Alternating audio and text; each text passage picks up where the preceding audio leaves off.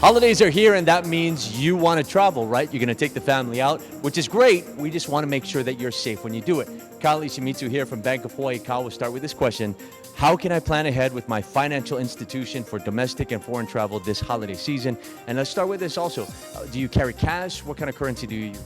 Cash is usually preferred, and it's usually accepted in most places. However, if you lose cash, there's really no way for you to either trace it or be able to recoup that money.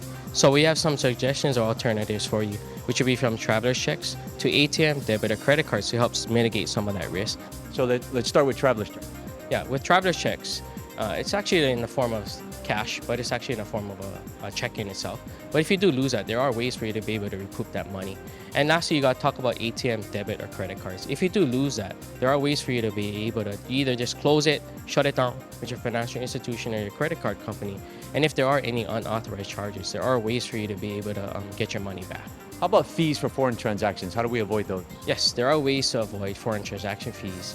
Knowing the perks and free services that your credit card offers is a really important feature to know.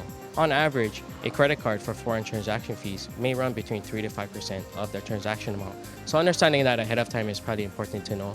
Secondly, you're going to look at also if you use your card ATM or your debit card for ATM withdrawals or point of sale purchases. Those actually do also carry foreign transaction fees. So knowing what that is, checking with your financial institution is something that you want to do before you travel. How far in advance do you need to convert your currency?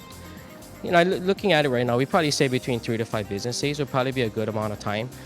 They don't usually hold the foreign currency on hand, so you want to make sure that you have your order placed within a reasonable amount of time. And a couple of other tips that we have for people traveling now is going to be notifying your financial institution of the dates and where you'll be traveling. You'd hate to be somewhere domestically, out of state, or even a foreign country, and have your card shut down for out of the ordinary transactions. So tell them ahead of time for that information would be probably a useful tool. And lastly is going to be, I think mail fraud is one of the bigger things nowadays.